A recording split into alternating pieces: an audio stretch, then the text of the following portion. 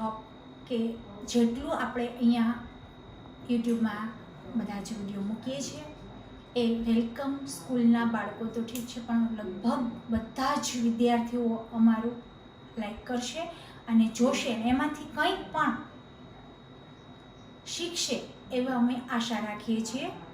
તો હવે પછીના આગળના લેક્ચરની અંદર આપણે આગળ વધશું, પણ એમના પહેલાં જ જે લાસ્ટ લેક્ચરની અંદર આપણે આશ્રુતિનો પોઈન્ટ લઈ હતો એના વિશે થોડું રિવિઝન કરીશું. 5 કે 7 મિનિટનું હું તમને એમનું રિવિઝન અપાવું છું, એટલે કે આગળના પોઈન્ટમાં આપણને કશું વાંધો આવશે નહીં. તો આશ્રુતિ આપણે લીધું હતું લાસ્ટ લેક્ચરની અંદર કે આશ્રુતિ શું છે. અતિ સંક્ષિપ્તમાં રિવિઝન બતાવી દઉં છું એમને કે આશ્રુતિ છે એ બે જુદા જુદા દ્રાવણો ધરાવતા, બે જુદા જુદા સાંદ્રતા ધરાવતા દ્રાવણોની વચ્ચે જો અર્ધ પ્રવેશશીલ પટલ મૂકવામાં આવે તો વધારે સાંદ્રતા ધરાવતું દ્રાવણ ઓછી સાંદ્રતા ધરાવતા દ્રાવણ તરફ પ્રસરણ પામે છે. એને શું કહેવામાં આવે છે? આશ્રુતિ કહેવામાં આવે છે. આપણે આવું લાસ્ટ લેક્ચરની અંદર જોઈ ગયા હતા કે વધારે સાંદ્રતા ધરાવતું જે દ્રાવણ હોય એ ઓછી સાંદ્રતા તરફ વહન પામે છે, પ્રસરણ પામે છે, જેને આશ્રુતિ તરીકે આપણે ઓળખવામાં આવ્યું હતું. આશ્રુતિ 3 પ્રકારે આપણે જોઈ હતી: અધોસાંદ્ર, સમસાંદ્ર અને અધિસાંદ્ર.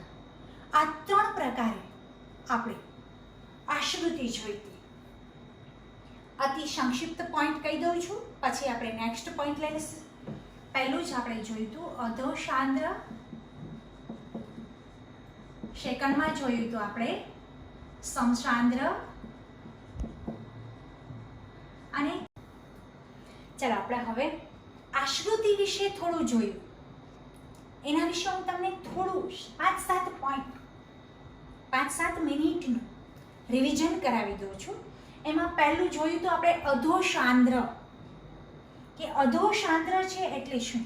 હાઇપોટોનિક કહેવામાં આવે છે. બીજું આપણે સમસાંદ્ર જોયું હતું એટલે કે આઇસોટોનિક કહ્યું હતું. અને થર્ડ પોઈન્ટમાં આપણે જોયું હતું અધિસાંદ્ર એટલે આપણે એને હાઇપરટોનિક કહ્યું હતું. આપણે એના પછીનો આપણે એક ટુ પોઈન્ટ આકૃતિ દોરી અને વિસ્તારપૂર્વક લાસ્ટ લેક્ચરની અંદર આપણે જોયું હતું કે અધોસાંદ્ર છે એની અંદર કોષની અંદર દ્રાવણ ઓછું હોય, જ્યારે વાતાવરણ બહારની અંદર, જ્યારે બહારના પાત્રની અંદર દ્રાવણ વધારે હોવાથી કોષની અંદર એ દ્રાવણ પસાર થશે, દાખલ થશે, જેથી કોષ ફૂલશે. એટલે કે અધોસાંદ્રની અંદર કોષ ફૂલશે, ફૂલવાની ક્રિયા થશે. ખાસ ધ્યાન રાખજો કે અધોસાંદ્રની અંદર આપણે કોષ ફૂલવાની પ્રક્રિયા જોઈ હતી. સમસાંદ્રની અંદર કોઈ પણ પ્રક્રિયા નહીં થાય, કેમ કે સમ એટલે સરખું. મેં લાસ્ટ લેક્ચરની અંદર વિસ્તારપૂર્વક વર્ણન કરીને તમને સમજાવેલું હતું કે સમસાંદ્ર એટલે કે બંને પ્રક્રિયાઓ કોષ અને રસ્તર બંનેની અંદર પ્રક્રિયાઓ એક સરખી થવાથી કોઈ પણ પ્રક્રિયા થતી નથી, એટલે આની અંદર નીલ આવશે. કોઈ પણ પ્રક્રિયા થતી જ નથી, એટલે કે સમસાંદ્ર આઇસોટોનિક કહેવામાં આવે છે. જ્યારે અધિસાંદ્ર બંને હાઇપરટોનિક કહેવામાં આવે છે. એટલે કે કોષની અંદર દ્રાવણ વધારે હોય છે. જે અધોસાંદ્રની ઉલટી પ્રક્રિયાઓ છે એ બધી જ પ્રક્રિયાઓ અધિસાંદ્રની અંદર ઓપોઝિટ થશે. કોષની અંદર સાંદ્રતા, દ્રાવણની સાંદ્રતાનું પ્રમાણ વધારે હશે, જ્યારે બહારના વિસ્તારની અંદર દ્રાવણ ઓછું હશે. જ્યારે કોષની અંદરથી દ્રાવણ બહાર તરફ જશે એટલે કોષ છે એ શું થઈ જશે? ચીમટાઈ જશે, એટલે કે સંકોચન પામશે. આની અંદર આપણે સંકોચનની ક્રિયા જોઈ હતી. આ ત્રણ ક્રિયાઓ મેં લાસ્ટ લેક્ચરની અંદર તમને વિસ્તારપૂર્વક આકૃતિ સહિત બોર્ડ દ્વારા વર્ણન કરેલું હતું. અહીં સુધી આપણે પહોંચ્યા. હવે આમના પછીનો નેક્સ્ટ પોઈન્ટ કે આપણે જોશું અધોસાંદ્ર છે એમનું ઉદાહરણ જોશું, અધિસાંદ્રનું ઉદાહરણ જોશું, સમસાંદ્રનું ઉદાહરણ જોશું. તો પહેલા જ એક ઉદાહરણ, એક પ્રવૃત્તિ કરી લઈશું આપણે કે એક ઈંડું લો. આ 3 પોઈન્ટ આપણે લાસ્ટ લેક્ચરની અંદર જોઈ ગયા. હવે એમના પછી આપણે એક પ્રવૃત્તિ કરશું, આશ્રિતની જ પ્રવૃત્તિ છે, જે પ્રવૃત્તિ આપણને કદાચ આગળના પોઈન્ટની અંદર કામ આવશે. આશ્રુતિ ઈંડાની ટોચ પર એક ઈંડું, તાજું એવું ઈંડું લો. ઈંડાની ટોચ પર બધાને જ ખબર છે કે ઈંડા કદાચ આવા પ્રકારના લંબગોળ હોય છે. એ ઈંડાની ટોચ પર પ્રવૃત્તિ બોલું છું, ખાસ ધ્યાન રાખજો કે પ્રવૃત્તિ કઈ રીતે કરવામાં આવે છે. કે ઈંડાની ટોચ પર એક નાનું એવું છિદ્ર પાડો. છિદ્ર પાડી દો. પહેલી તો આ ઈંડું છે, આ એમનું કવચ છે, એ શાનું બનેલું હોય છે? ખાસ ધ્યાન રાખજો બાળકો કે ઈંડું છે, ઈંડાનું કવચ છે.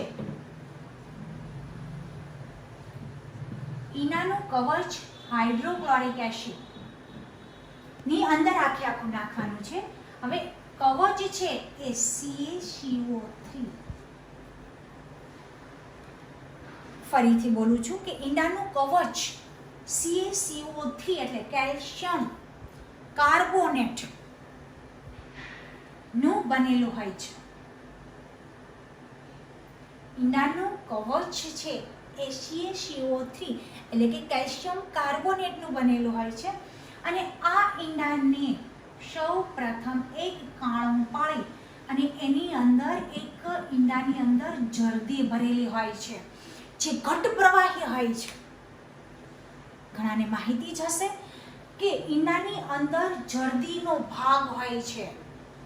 એ જરદી આપી ઘટ પીળા, આછા પીળા કલરનું પ્રવાહી હોય છે. એ ઘટ પ્રવાહીને આ છિદ્ર દ્વારા બહાર કાઢી લેવામાં આવે છે. આ પ્રવૃત્તિની અંદર એક ઈંડું લો, ઈંડાની ઉપર એક છિદ્ર પાડો. એ છિદ્ર વડે એ ઈંડાની અંદર રહેલી જરદી છે એ જરદીને બહાર કાઢી લો. ઈંડાનું કવચ છે એ શેનું બનેલું છે? CaCO3 એટલે કે કેલ્શિયમ કાર્બોનેટનું બનેલું છે. હવે આ જરદી કાઢેલું ઈંડું છે એને તમે આ ઈંડું છે, ઈંડાને તમે હાઇડ્રોક્લોરિક એસિડના દ્રાવણની અંદર રાખી દો.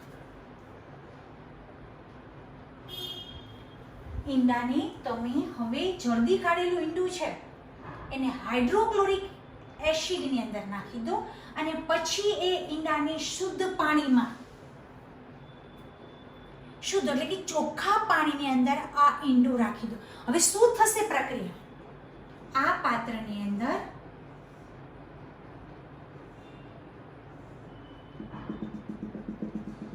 શુદ્ધ પાણી ભરેલું છે. શુદ્ધ પાણી એટલે કે ચોખ્ખું પાણી ભરેલું છે. એની અંદર આ ઈંડું છે એમને રાખી દેવાનું છે. તો ઈંડું અહીંયા રાખી દઈશું. તો શું થશે કે આ ઈંડાની અંદર આ બધું જ શુદ્ધ પાણી છે એ ભરાઈ જશે. છિદ્ર તો પાછું બંધ જ કરી દેવાનું છે. તો શું થશે કે આ ઈંડાની અંદર આ શુદ્ધ પાણી છે એ બધું ભરાઈ જશે, એટલે કે આશ્રુતિ પ્રસરણની પ્રક્રિયા થશે. એવી જ રીતે પાછું અહીંયા જોશો કે એ જ ઈંડાને હવે બીજું પાત્ર છે. આ બીજું પાત્ર એની અંદર આ દ્રાવણ છે એ દ્રાવણ શર્કરા કે શાંત કે ક્ષારવાળું પણ લઈ શકો. મીઠું, ખાંડ, આપણે શુદ્ધ ભાષામાં કહીએ તો કે શર્કરા કે ક્ષારવાળું આ દ્રાવણ લઈ લો. આ શુદ્ધ પાણી છે, આ છે શર્કરા કે ક્ષારવાળું પાણી છે. ઈંડું છે એ શુદ્ધ પાણીમાં નાખતા એ ફૂલવાની પ્રક્રિયા કરશે. જો આશ્રુતિ પ્રસારણ થશે, ખાસ ધ્યાન રાખજો, ઈંડું છે ઈંડાની ઉપરથી એક છિદ્ર પાડી અને ઈંડાની અંદર રહેલી જરદી છે એને બહાર કાઢી લો. ત્યારબાદ આ ઈંડાને હાઇડ્રોક્લોરિક એસિડના દ્રાવણમાં મૂકી દો. ઈંડાનું કવચ મોટા ભાગે CaCO3 કેલ્શિયમ કાર્બોનેટનું જ બનેલું હોય છે. હવે ઈંડાને શુદ્ધ પાણી ભરેલા પાત્રની અંદર ઈંડાને ડુબાડી દેવામાં આવે છે, ઈંડાને મૂકી દેવામાં આવે છે, ઈંડાને દાખલ કરવામાં આવે છે, પસાર કરવામાં આવે છે. તો શું પ્રક્રિયા થશે? આશ્રુતિની પ્રક્રિયા થશે કે જે શુદ્ધ પાણી છે એ ઈંડાની અંદર દાખલ થશે, એટલે કે ઈંડું છે એ ફૂલી જશે. કેમ કે વધારે પાણી છે એટલે ઓછા પાણીની અંદર દાખલ થશે. અને પાણી કયું છે? શુદ્ધ છે. એટલા માટે એ ઈંડું છે એ ફૂલવાની પ્રક્રિયા કરશે. અને હવે બીજી જ બાજુ એ જ ઈંડું આપણે અહીંથી રાખીને અહીંયા આપણે શર્કરા કે ક્ષારવાળું દ્રાવણને લઈ અને એ જ ઈંડાને એ દ્રાવણની અંદર રાખી દઈશું. તો શું પ્રક્રિયા થશે? એ ઈંડાને શર્કરા કે ક્ષારવાળા દ્રાવણની અંદર રાખતા ઈંડું સંકોચન પામશે. અહીંયા પ્રક્રિયા કઈ થશે? સંકોચન પામશે. વાય શું કામે સંકોચન પામ્યું? ફરીથી પાછું બોલું છું કે આ દ્રાવણ છે એ શર્કરા અને ક્ષારવાળું છે, એની અંદર જ તમે એ ઈંડું રાખી દીધું છે. જ્યારે આ દ્રાવણની અંદર આપણે જે ઈંડું છે એ સંકોચન પામેલું છે. શું કામ? કેમ કે એની સંકેન્દ્રિતતા વધારે હોય છે, ક્ષારવાળું છે, એટલે એ આ ઈંડું છે એ સંકોચન જશે, ચીમટાઈ જશે, એની સાથે ફાઇટ કરી શકશે નહીં. સંકેન્દ્રિતતા વધારે છે એટલે ઈંડું છે એ સંકોચન પામશે. આ ઈંડાની તમે પ્રવૃત્તિ કરી. એવી જ રીતે તમારી બુક્સની અંદર બીજી પ્રવૃત્તિ છે જળધારો. જરદાળુ અને સૂકી દ્રાક્ષ, આ બંનેની પ્રવૃત્તિ તમે પણ આ જ રીતે કરી શકો છો. કે સૂકી દ્રાક્ષ ઘણાના ઘરમાં આપણે જોયું જ હશે કે રાત્રે સૂકી દ્રાક્ષ છે એ શુદ્ધ પાણીમાં પલાળી દે છે. તો સવારે જોતા જ હશું આપણે, આ પ્રવૃત્તિ લગભગ બધાને જ ખબર હશે કે સૂકી દ્રાક્ષ શું થાય છે. સૂકી દ્રાક્ષ છે એ પાણીમાં, શુદ્ધ પાણીમાં પલાળો છો ત્યારે એ સૂકી દ્રાક્ષ છે એની પ્રક્રિયા શું થઈ જાય? ફૂલી જાય છે. પણ એ જ જગ્યાએ જો સૂકી દ્રાક્ષ કે જળધાળુને ક્ષારવાળા પાણી કે શર્કરાવાળા પાણીની અંદર જો પલાળવામાં આવે છે તો એ સંકોચન પામે છે. આ બંને આશ્રુતિની પ્રક્રિયા છે. વનસ્પતિ કોષ પણ કંઈક આવી જ પ્રક્રિયા કરે છે, જે મૂળ દ્વારા પાણીનું શોષણ કરે છે. વનસ્પતિ કોષ પણ આવી જ રીતે કંઈક પ્રક્રિયા કરે છે, જે જમીનની અંદરથી પોતે પાણીનું શોષણ, પ્રસરણ કરે છે. હવે પછીનો પોઈન્ટ આપણે જોશું કોષ દિવાલ. આપણે અત્યાર સુધી જોઈતું કોષ રસ્તર એ શું છે એને આપણે પ્રવૃત્તિ જોઈ. હવે પછી આવશે નેક્સ્ટ પોઈન્ટ તમારો કોષ દિવાલ. શું છે ભાઈ કોષ દિવાલ? શું છે કોષ રસ્તર? તો આપણે અહીંયા આપણે ફિનિશ કર્યું છે. એમના પછીનો પોઈન્ટ જોશું, કોષ દિવાલ. તો કોષની અંદર કોષ દિવાલ કેવી હોય છે? તમે જોયું તો આપણે લાસ્ટ લેક્ચરમાં કે કોષ એક દોરીને આવી રીતે જોયું હતું. કોષ સ્તર આપણે અહીંયા જોયું હતું. આ કોષ સ્તર હતું. અહીંયા કોષ કેન્દ્ર જોયું હતું. આ કોષ સ્તર છે કે જેનું પટલ કોષ પટલ આપણે આગળનો પોઈન્ટ એ જોયો હતો. હવે આવશે આપણો પોઈન્ટ કોષ દિવાલ. કોષ દિવાલ છે એ કોષની સૌથી બહારનું પડ છે. આ કોષ છે.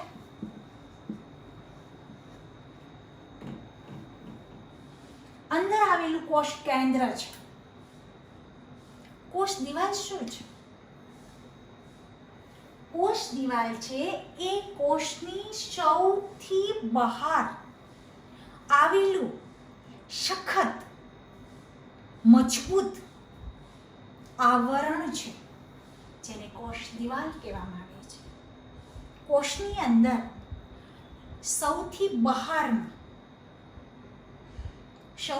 બહારનું એક સખત આવરણ આવેલું છે, જેને કોષ દિવાલ તરીકે ઓળખવામાં આવે છે. સખત આવરણ છે. સખત આવરણ મજબૂત છે.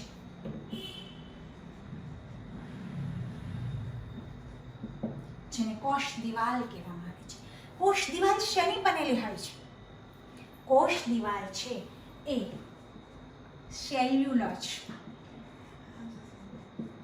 ખાસ ધ્યાન રાખજો, પોઈન્ટ ટુ પોઈન્ટ કોષ દિવાલ છે એ સખત સૌથી બહારનો કોષનો સૌથી બહારનો ભાગ જે જોવા મળે છે, જે મજબૂત અને જટિલ હોય છે, સખત હોય છે, જેને કોષ દિવાલ કહેવામાં આવે છે. કોષ દિવાલ છે એ સેલ્યુલોજની બનેલી હોય છે. સેલ્યુલોજની બનેલી હોય છે, જે શું કામ કરે છે? આખા કોષને મજબૂત અને યાંત્રિકતાનું કામ કરે છે. કોષ દિવાલ સેલ્યુલોજના કારણે, સેલ્યુલોજની દિવાલ બનેલી છે એટલે સેલ્યુલોજના કારણે કોષ દિવાલ યાંત્રિક મજબૂતાઈ આપે છે. કોષને પોતાનો આકાર જાળવી રાખવામાં મદદરૂપ કરનાર કોષ દિવાલ છે. કોષ દિવાલ સખત સૌથી બહારનું આવરણ પણ છે. કોષ દિવાલ છે એ સેલ્યુલોજની બનેલી હોય છે. સેલ્યુલોજની બનેલી હોવાથી કોષ દિવાલની યાંત્રિક મજબૂતાઈ આપે છે. કોષનો આકાર છે એ જાળવી રાખે છે. કોષ દિવાલની અંદર એક જીવંત કોષો કદાચ આવેલા હોય, વનસ્પતિ કોષની અંદર જીવંત કોષો આવેલા હોય તો કોષરસ છે એ કોષ દિવાલને મજબૂતાઈનું કાર્ય કરે છે. હવે આપણે એક ઉદાહરણ લઈશું. કોષ દિવાલ વિશે આપણે બધું જ જોઈ ગયા પોઈન્ટ ટુ પોઈન્ટ. કોષ દિવાલ શું છે? કોષ દિવાલ શેની બનેલી હોય છે? કોષ દિવાલનો આકાર અને મજબૂતાઈ કોણ જાળવે છે? આ કોષ છે એ કોષ દિવાલ આમની મજબૂતાઈ જાળવે છે. હવે એમના પછી આપણે એની પ્રવૃત્તિ જોશું કે પ્રવૃત્તિ શું છે. રીહો નામની વનસ્પતિનું પર્ણ લો. હવે શું કહે છે કે કોષ દિવાલની અંદર તમને મેં બધું જ બતાવેલું કે કોષ દિવાલ શું છે, શેની બનેલી હોય છે, એ કેમાં કામ આવે છે. રીહો નામની વનસ્પતિનું એક પર્ણ. રીહો એક વનસ્પતિનું નામ છે. રીહો નામની વનસ્પતિનું એક પર્ણ લઈ છાલ ઉખાડી રીહો નામની રીહોની છાલ લઈ લો. આપણે છાલનો પણ છેદ કરી શકીએ છીએ, પર્ણનો પણ છેદ કરી શકીએ છીએ. રીહોની છાલ ની સ્લાઇડ, રીહોની છાલની સ્લાઇડ બનાવશું કે રીહો નામની વનસ્પતિની છાલ લઈ અને હાઈપર માઇક્રોસ્કોપ વડે એ છાલની સ્લાઇડ બનાવી અને નિરીક્ષણ કરશું. તો એ નિરીક્ષણ કરતા આ રીહો નામની છાલની અંદર લીલા ટપકા જોવા મળે છે. આવી છાલ હોય એ છાલની અંદર એક ટપકા જોવા મળે છે જે લીલા કલરના હોય છે.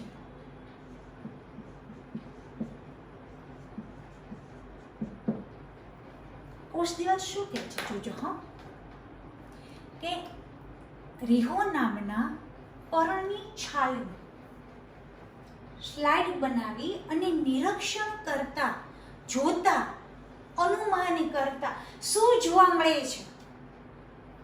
લીલા રંગના ટપકા જોવા મળે છે. જે શું છે? એ લીલા રંગના ટપકા છે એ લીલી કણિકાઓ,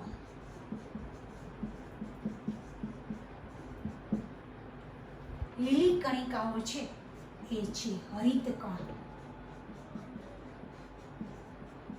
જેને શું કહેવામાં આવે છે? હરિતકણ કહે છે. લીલા લીલા પર્ણની છાલની અંદરની વાત કરું છું, જે માઇક્રોસ્કોપમાં આપણે સ્લાઇડ બનાવી અને નિરીક્ષણ કરીને જોવા મળ્યું તો એની અંદર લીલા ટપકા જોવા મળે છે, જે હરિતકણ છે.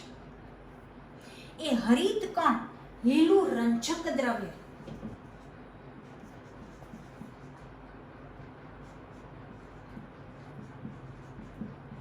રંજક દ્રવ્ય છે.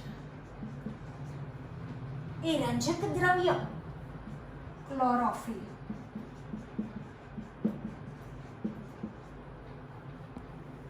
હરિતકણ કહે છે જેથી લીલું છે, લીલા ટપકા જોવા મળ્યા છે. એ હરિતકણ જો લીલું રંજક દ્રવ્ય છે જેને ક્લોરોફિલ કહેવામાં આવે છે.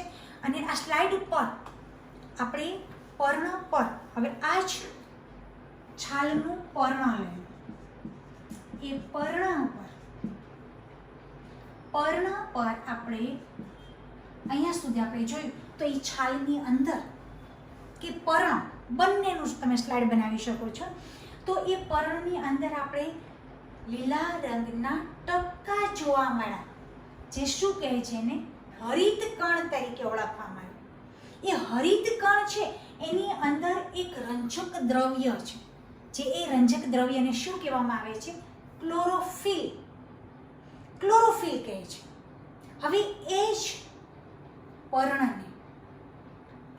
પર્ણની સ્લાઇડ પર આપણે ક્ષાર કે શર્કરા, આપણે હમણાં જ જોયું શર્કરા કે ક્ષારનું એક ટીપું ઉમેરી દો. જે આપણે આ સ્લાઇડ તૈયાર કરી છે એની અંદર આપણે જોયું તો આપણે લીલા રંગના ટપકા જોવા મળ્યા, જે હરિત દ્રવ્ય છે. અને હરિત દ્રવ્યની અંદર પણ આપણે એક રંજક દ્રવ્ય નામનો પદાર્થ જોયો છે, જે શું છે? ક્લોરોફિલ છે. આપણે ક્લોરોફિલની હાજરી જોવા મળી. હવે એ જ પર્ણની અંદર ખાસ ધ્યાન રાખજો કે એ જ પર્ણની, કયું પર્ણ હતું? રીહો નામની વનસ્પતિનું પર્ણ.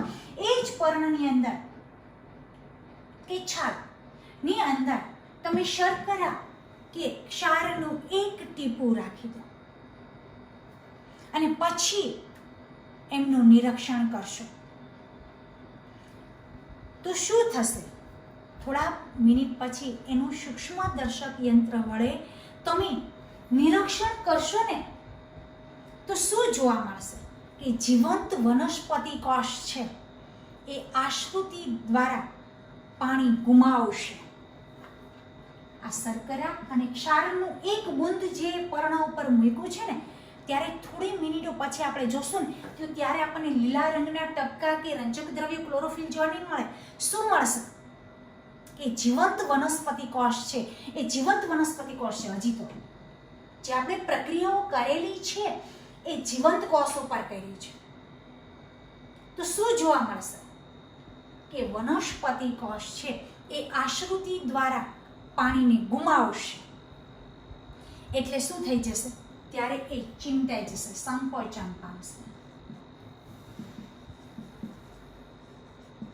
ત્યારે એ સંકોચન પામે. ક્ષાર દ્વારા છે એ પર્ણની અંદરનું પાણી છે એ બધું શોષાઈ જશે, ગુમાવાઈ જશે, એટલે પર્ણ સંકોચન પામી જશે.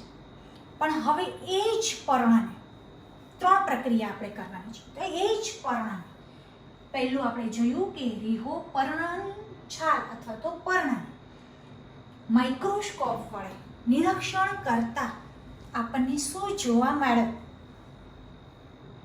જોયું તો લીલા રંગના ટપકા, લીલી કણિકાઓ જોવા મળી, જેને આપણે શું કહ્યું, હરિતકણ કહેવામાં આવ્યું છે. એ હરિતકણની અંદર પણ આપણે એક રંજક દ્રવ્યની હાજરી જોઈ, જેને ક્લોરોફિલ કીધું છે. હવે આ જ પર્ણને પાછું આપણે એ જ સ્લાઇડ ઉપર એક શર્કરા અથવા તો ક્ષારનું એક ટીપું એ સ્લાઇડ ઉપર આપણે મૂકી દીધું અને 5 મિનિટ પછી આપણે એ જ પર્ણનું સૂક્ષ્મદર્શક યંત્ર વડે નિરીક્ષણ કર્યું, અનુલોકન કર્યું, અવલોકન કર્યું. જોયું, શું જોવા મળ્યું કે જીવંત વનસ્પતિ કોષ છે એ આશ્રુતિ દ્વારા પાણીને ગુમાવે છે, જેથી છે એ ચીમટાઈ જાય છે, સંકોચન પામે છે, જેથી કોષ રસની અંદર કોષ દિવાલ દૂર થાય છે, જેને રસ સંકોચનની ક્રિયા પણ કહેવામાં આવે છે. આ રીતે થયું. એ જ પર્ણને હવે ફરીથી પાછું આ જ પર્ણને ફરીથી એક ઉકળતા, ત્રીજી પ્રક્રિયા આપણે કરશું કે એ જ પર્ણને પાછું આપણે હવે ઉકળતા પાણીમાં રાખી દઈશું. શું થશે જોઈએ કે એ જ પર્ણને આપણે પાછા ઉકળતા પાણીની અંદર જો પર્ણને રાખવામાં આવે તો એ પર્ણની અંદર આવેલા કોષો છે એ નાશ પામી જશે, મરી જશે, કોષો નાશ પામી જશે. પછી 5 મિનિટ પછી પાછું તમે અવલોકન કરો, પાછું પણ એમને જોયું, શું થાય છે. હવે તમને કોઈ પણ પ્રક્રિયા થયેલી જોવા મળશે નહીં, આશ્રુતિ પ્રસરણ પામશે નહીં. શું કામે? કેમ કે ઉકળતા પાણીની અંદર જે પર્ણ મૂક્યું છે એના કોષો જીવંત નથી, એના કોષો મરી ગયેલા છે. એટલે આ પ્રવૃત્તિ ઉપરથી કહી શકાય છે કે આશ્રુતિ પ્રસરણ છે એ કોષ દિવાલ છે એની પ્રક્રિયા છે એ જીવંત કોષોમાં જ જોવા મળે છે, જ્યારે મૃત કોષોમાં આ પ્રક્રિયા કંઈ જોવા મળતી નથી. આ આપણે કોષ દિવાલ જો. હવે આવશે આપણું કોષ કેન્દ્ર.